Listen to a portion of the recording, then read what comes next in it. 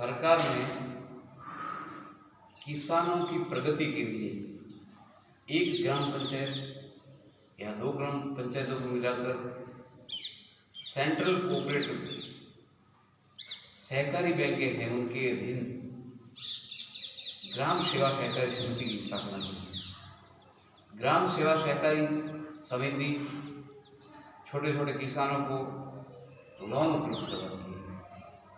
सीधे जीएसएस ग्राम सेवा सहकारी समिति सोसाइटीज लोन उपलब्ध करवाती है, या फिर सेंट्रल कोऑपरेटिव बैंक है, ये भी किसानों को बैंक उपलब्ध करवाती है। उनका बीमा भी लोन के साथ में करवाती है। तो प्रत्येक जीएसएस पर, ग्राम सेवा सहकारी समिति पर एक मैनेजर होता है और एक सहायक मैनेजर होता है, और ये सेमी गवर्नमेंट है, ये इस पर अर्ध सरकारी है। ये जो मैनेजर वगैरह हैं ये अर्ध सरकारी है। और प्रत्येक ग्राम सेवा सहकारी समिति पर एक अध्यक्ष बनाया जाता है। अध्यक्ष का चुनाव सारे जो काश्तकार ऋणी होते हैं वो अध्यक्ष का चुनाव करते हैं। इसमें कुछ सदस्य ऋणी होते, ज़्यादातर ऋणी होते, लोनी होते, और कोई कम संख्या में अऋणी भी होते हैं जिन्होंने लोन नहीं लिया लेकिन वो ग्राम सेवा सहकारी समिति के सदस्य हैं। तो ऐसे ऋणी और अऋणी सदस्य मिलकर जीएसएस अध्यक्ष और उपाध्यक्ष का चुनाव करते हैं, और जीएसएस अध्यक्ष और उपाध्यक्ष उन ग्राम सेवा सहकारी समितियों का संचालन करते हैं, और उनके अधीन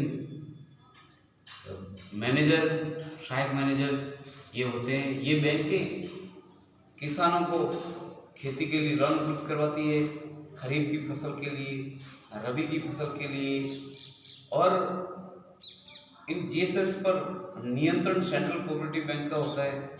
और इन बैंकों को समृद्ध करने के लिए, इन जीएसएस ग्राम सेवा सहकारी समितियों को इम्प्रूव में लाने के लिए नाबार्ड सहयोग करती है। नाबार्ड एक देश स्तर की बैंक है, नेशनल लेवल की बैंक है, जो कि कृषि से संबंधित जो बैंक है उन बैंकों को लोन देती है और उनको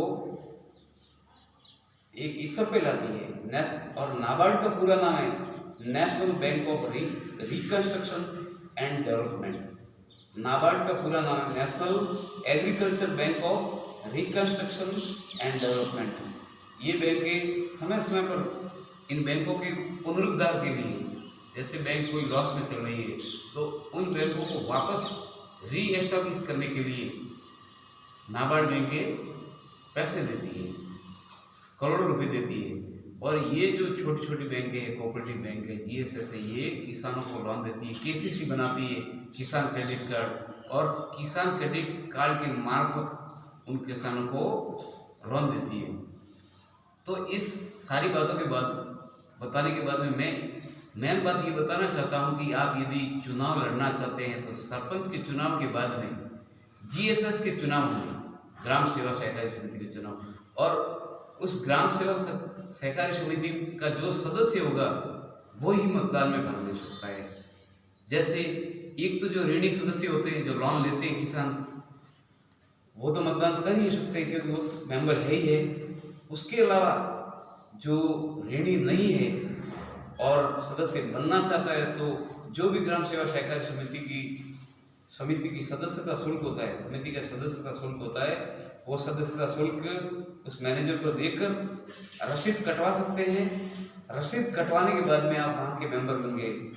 यदि आपके लोन है, आपने केसीसी द्वारा लोन लिया है, तब तो आप ऋणी सदस्य हो, और यदि आपने लोन नहीं लिया और वैसे ही सदस्यता शुल्क रसीद कटवाइए तो आप अऋणी सदस्य। लेकिन ज़्यादा से ज़्यादा फायदा ऋणी सदस्य को मिलता है, क्योंकि भले आपने 5,000 के ऋण लिया है, ऋण लेना जरूरी है। ऋणी सदस्य है तो एक अध्यक्ष का चुनाव लड़ पाएगा, ऋणी सदस्य है तो उपाध्यक्ष का चुनाव लड़ पाएगा, नहीं तो अऋणी सदस्य केवल सदस्य बन सकता है, डायरेक्टर बन सकता है। जैसे जो सदस्य होते हैं उनमें से डायरेक्टर होते हैं, जैसे कि कुछ सदस्य ऋणी होते हैं तो ऋणी डायरेक्टर बने, उसके बाद में अऋणी डायरेक्टर बने तो अऋणी सिर्फ डायरेक्टर अपने जैसे ग्राम पंचायत का वार्ड पंचायत उस तरह तो वो बन सकता है, लेकिन वो अध्यक्ष या उपाध्यक्ष नहीं बन सकता। इसलिए यदि आपको अध्यक्ष का चुनाव लड़ना है ग्राम सेवा सहकारी समिति में या उपाध्यक्ष का चुनाव लड़ना है, तो आपको ऋणी सदस्य बनना जरूरी है, लोन लेना जरूरी है। और लोन का भी बहुत फायदा है।